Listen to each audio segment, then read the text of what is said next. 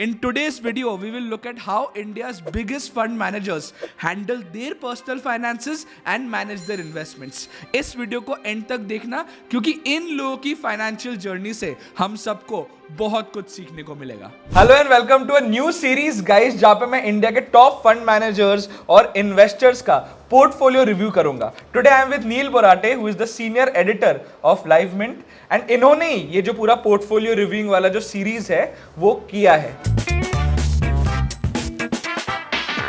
आप एक चीज बताइए मुझे कि ये जो पूरा इंटरव्यू वगैरह का प्रोसेस होता है, what are the conversations like? Are they insightful? Are you learning something more than what you would have with any other conversation about money, personal finance and all? Absolutely, because ये लोग जो है वो 1000 लोगों का पैसा मैनेज करते हैं।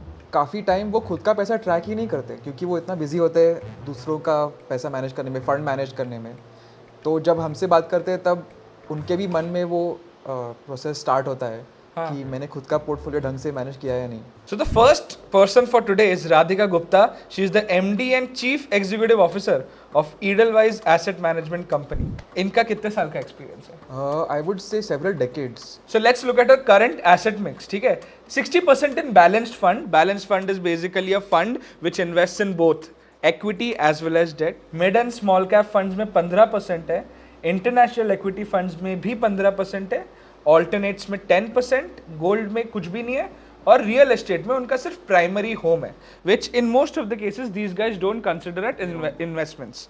हमें भी नहीं करना चाहिए, वो घर में आपको रहना है। So never add that to your net worth जब तक कुछ बहुत ज़्यादा इमरजेंसी, अर्जेंट या फिर आप जब तक दूसरा घर नहीं लोगे वो घर आप बेच नहीं पाओगे। Okay, so what's your take on this asset mix? बहुत ही इंटरेस्टिंग है और उसका ये सबसे बड़ा रीज़न है कि उनका जो डेट एलोकेशन है वो बैलेंस फंड के थ्रू है। जो इस साल डेट फंड टैक्सेशन आ गया और लोग अब उठ रहे कह रहे हैं कि हाँ हमें तो debt fund allocation balance route से करना चाहिए क्योंकि उनका टैक्सेशन जो होता है वो इक्विटी फंड का टैक्सेशन होता है 10%। तो हाँ, तो राधिका गुप्ता जी का पहले से ही वही था। Incredibly lucky, incredibly smart. So you are saying कि अगर आपका हाइब्रिड फंड है तो उसका taxation will be based on equity. हाँ। बाय द वे, डेट का जो अभी नया टैक्सेशन रूल लिया है फाइनेंस बिल में कि अब से एलटीसीजी का कोई ट्रीटमेंट होगा ही नहीं, सिर्फ एसटीसीजी होगा। And STCG is based on basically your marginal tax rate. So if she had just invested in debt mutual funds तो उनका जो भी रिटर्न होगा उसका 30% उनको टैक्स देना पड़ता। But because she is investing via balance funds वो चैलेंज अब नहीं है। So this is a smart way to invest in debt, right? बिल्कुल। Next is mid and small cap funds in 15%, international equity funds in 15% and alternates में 10%। तो ये जो Radhika ma'am है, she is not investing in direct stocks at all. No, what is interesting about her is कि she is also not investing in gold.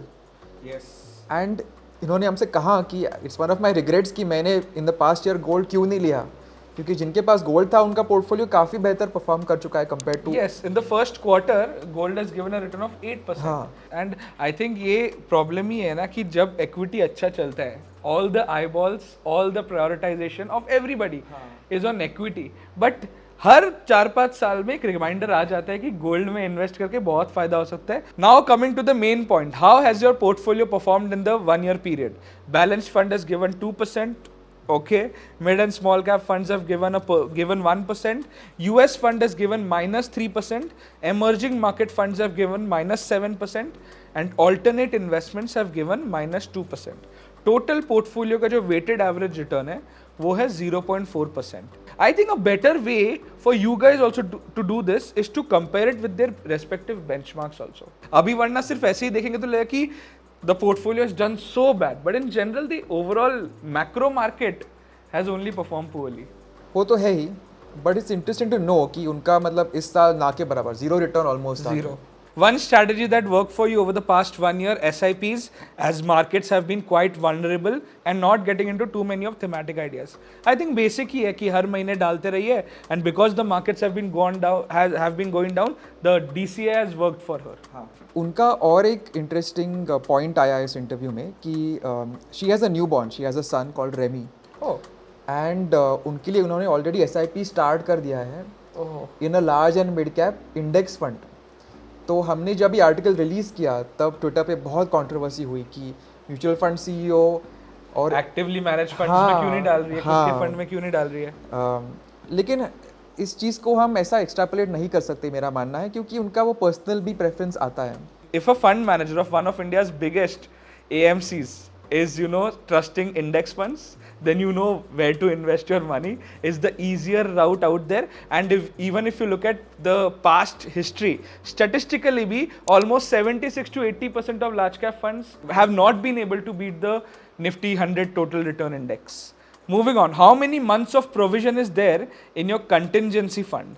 They mean the emergency fund. It was 1 year but has now reduced to about 6 months as funds were used for home interior work. And how do you plan to replenish it? We'll use annual bonus to replenish our emergency fund. ये जो fund managers वगैरह होते हैं, इनका annual bonus किस range में होता है? ये जानना मुश्किल है. इनके जो सैलरीज होते हैं वो हर साल डिस्क्लोज हो जाते हैं. Yes. उसके बारे में हमारा एक आर्टिकल भी है कि इंडिया के सबसे बिगेस्ट पेड फंड मैनेजर्स कौन है. हाँ. तो उनकी सैलरीज की रेंज लगभग 5 to 10 करोड़ के बीच में होती है. तो मेरा गैस होगा कि bonus may be 1 to 5 crore के रेंज में हो सकता है. Got it. जब भी हम इन्वेस्टमेंट्स की बात करते हैं, we mostly focus on returns, but we should also focus on slippages like commissions, brokerage, क्योंकि अगर ये सारे कॉस्ट बढ़ जाएंगे तो इन द एंड हमारा जो नेट रिटर्न होगा वो सिग्निफिकेंटली गिर जाएगा. So if you guys regularly trade, you should definitely check out the M stock platform by Mirae Asset. Mirae Asset stock market में एक बहुत ट्रस्टेड प्लेयर है जो बहुत सालों से म्यूचुअल फंड के बिजनेस में, and they have a significantly impressive track record. The feature that I like the most about M stock is their zero brokerage plan, जिसमें आपको बस एक बार पेमेंट करना है. उसके बाद आप जितना ट्रेड करो, जितना एफएनओ खरीदो बेचो, आपको कुछ भी ब्रोकरेज देना नहीं पड़ेगा. अगर हम इंट्राडे ब्रोकरेज की बात करें तो एक फुल सर्विस ब्रोकर का कमीशन होता है अप टू 0.2% और एक डिस्काउंट ब्रोकर लेगा करीब 10 से 20 रुपए, लेकिन एम स्टॉक में वो बिल्कुल भी जीरो है. उसके बाद अगर हम फ्यूचर्स की बात करें, उसमें भी full service broker up to 0.05% लेता है, डिस्काउंट ब्रोकर 10 से 20 रुपए लेता है और एम स्टॉक इधर भी 0 रुपीज ही लेता है. सिर्फ इतना ही नहीं, आप delivery, options, currency, mutual fund, IPO कुछ भी ट्रेड करो, एम स्टॉक में सब कुछ फ्री ही है, free of cost. You just have to make the payment once. इसके अलावा एम स्टॉक आपको ई मार्जिन की फैसिलिटी भी देता है, and it offers one of the lowest rates for margin trading facility. तो अगर आप रेगुलरली इन्वेस्ट या फिर ट्रेड करते हो तो आपको एम स्टॉक जरूर चेकआउट करना चाहिए. The link is in my description. Next is Deepak Shenoy. He is the founder and CEO of Capital Mind. Debt में 15% है, इक्विटी में 85% है, gold, real estate, alternative asset class में कुछ भी नहीं है. So he has been very vocal about renting versus buying, but I think recent times में उन्होंने खुद एक घर खरीदा है. वो सोच रहे हैं. एक बहुत सालों तक दीपक शेनॉय रेंटल हाउसिंग में रहते थे, अभी भी रहते हैं. ओके. लेकिन इस बार हमारे इंटरव्यू में उन्होंने पहली बार बोला कि मैं सोच रहा हूँ घर खरीदने का, और उसका रीज़न ये है कि मैं अब इतनी कंफर्टेबल पोजीशन पे आया हूँ financially. How much do you invest through your own PMS? All equity and most of my debt is via PMS.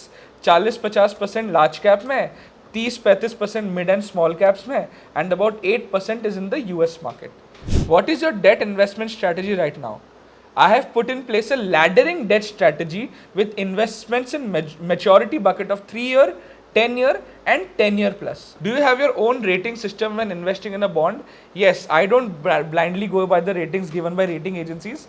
I look at the underlying businesses, the financials, disclosures and parent company's track record. तो आप एक चीज बताइए कि अगर कोई किसी को equity mutual fund में इन्वेस्ट करना है, what are some of the parameters that they should look at?